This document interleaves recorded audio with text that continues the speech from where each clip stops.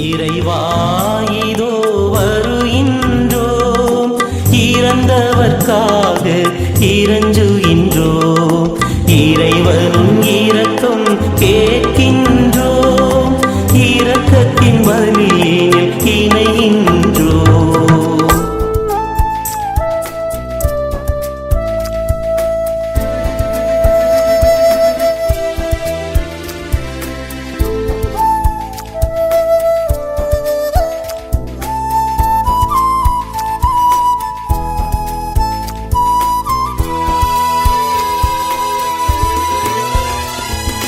உம்மிலே நம்பிக்கை கொண்டார் இவர், உம் வார்த்தை வாழ்ந்திட முனைந்தார் இவர்.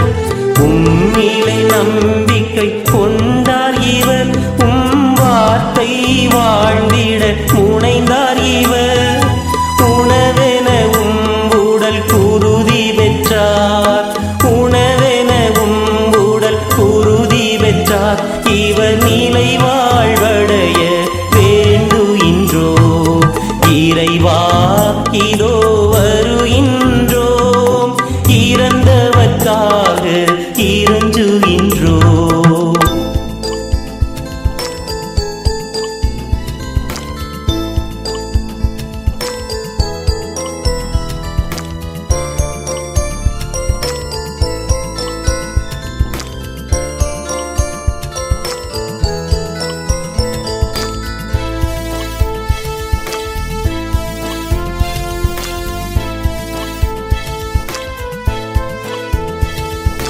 திருமுழுக்கினிலே தெரிந்து கொண்டீர், இவர் பிழைகளை ஒப்புரவில் மன்னித்தீர். திருமுழுக்கினிலே தெரிந்து கொண்டீர், இவர் பிழைகளை ஒப்புரவில் மன்னித்தீர். திருவுடல் திரு இரத்த உணவு தந்தீர், திருவுடல் திரு இரத்த உணவு தந்தீர். உம் திருமுகம் காண இறங்கிடுவீர்.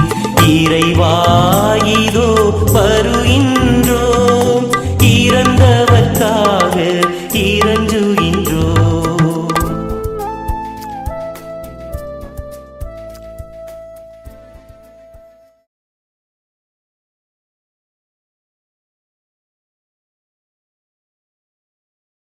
நவம்பர் மாதம் 3ஆம் தேதி, பொது காலம் 31ஆம் வாரம், திங்கட்கிழமை. முதல் வாசகம். தூய பவுல் உரோமையருக்கு எழுதிய திருமுகத்திலிருந்து வாசகம்.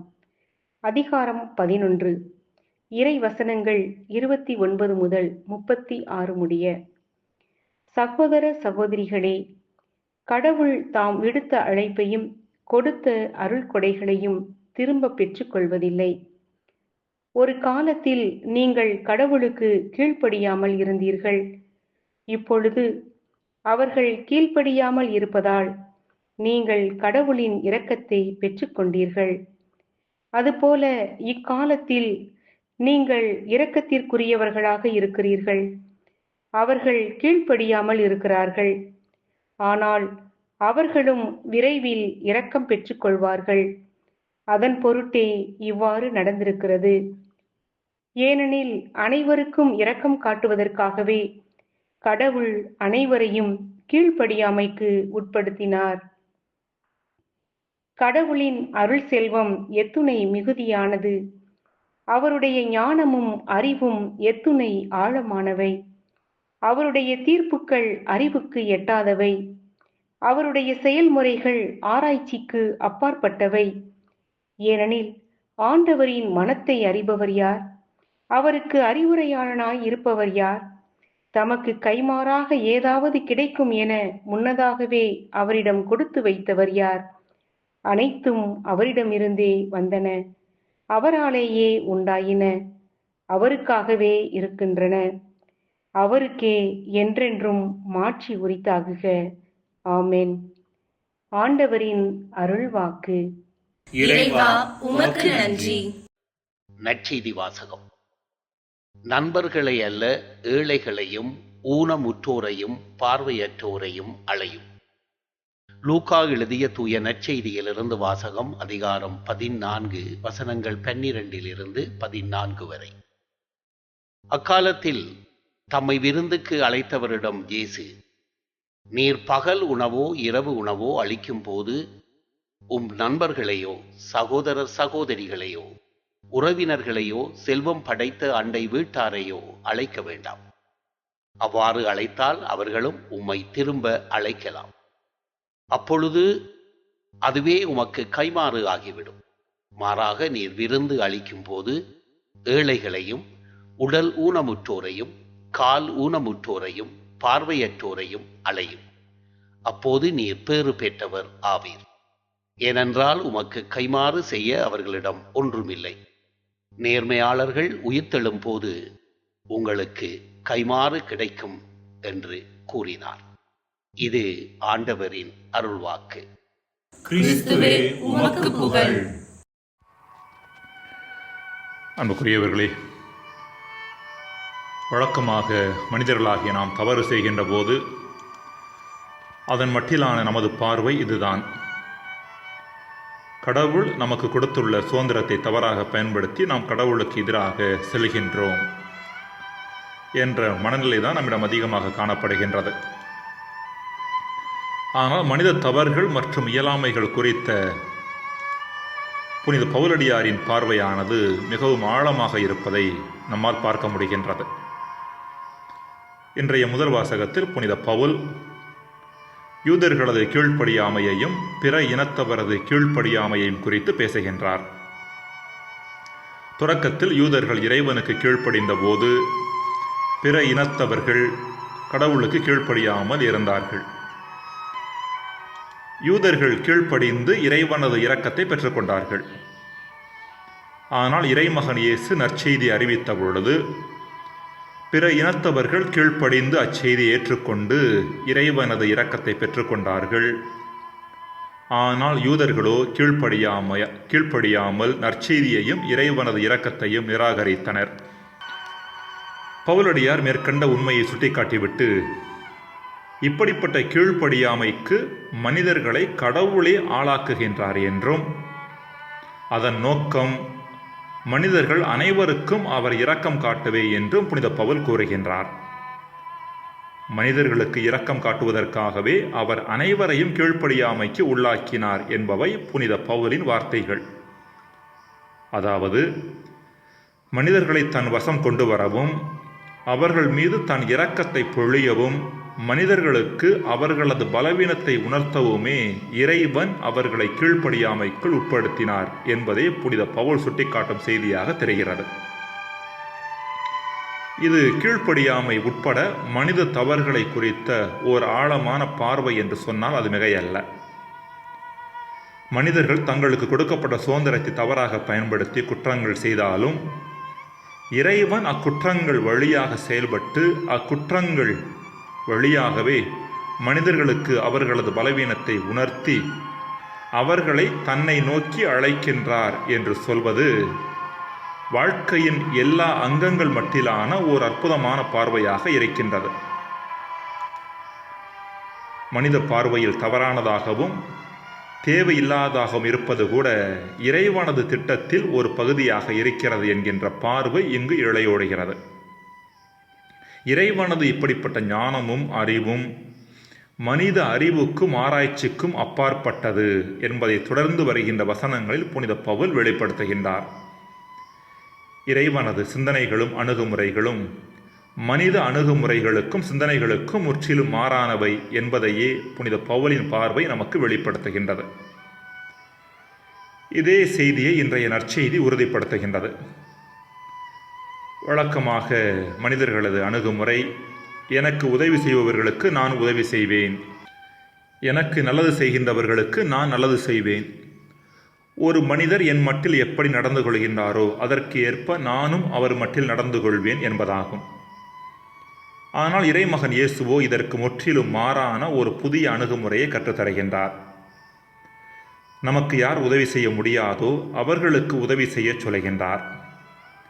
யார் நமக்கு கைமாறு செய்ய முடியாதோ அவர்களுக்கு கைமாறு செய்ய சொல்கின்றார்.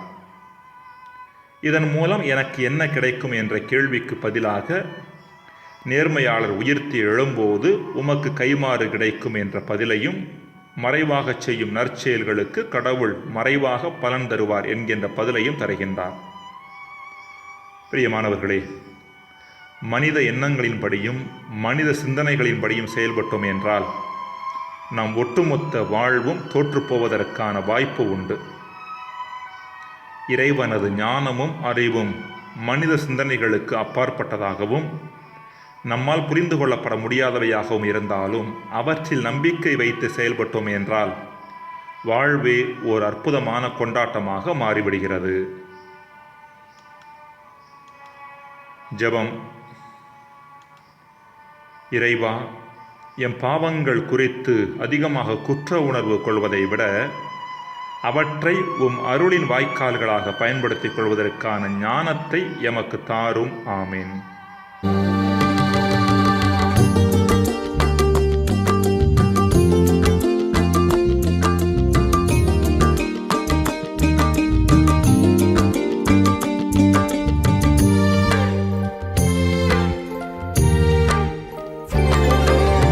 என்னை தாங்கும் என் தெய்வமே, உடன் வாழ எனில் வாருமே, நீங்காத உறவாகவே நிழலாக உடன் வாருமே.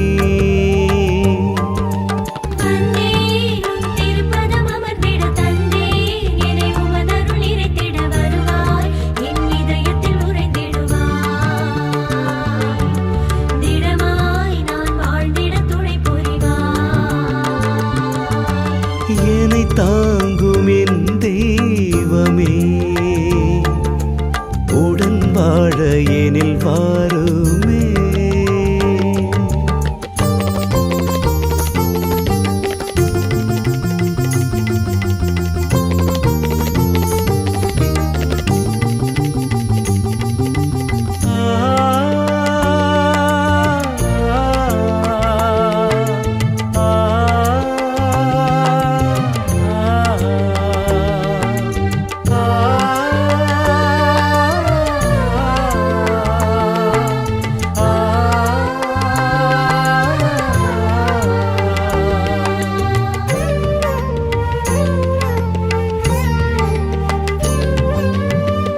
தீராத துன்பங்கள் என்னை வாட்டும் போது தாயாக என்னை தாங்க நீ வேண்டுமே.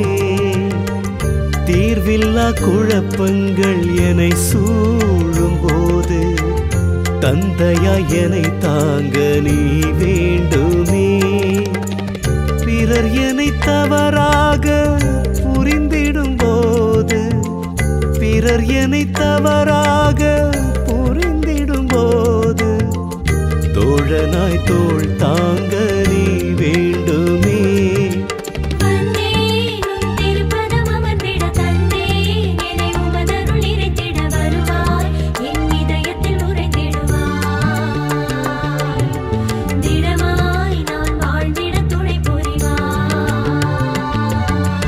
என்னை தாங்கும் என் தெய்வமே, உடன் வாழ எனில் வாருமே.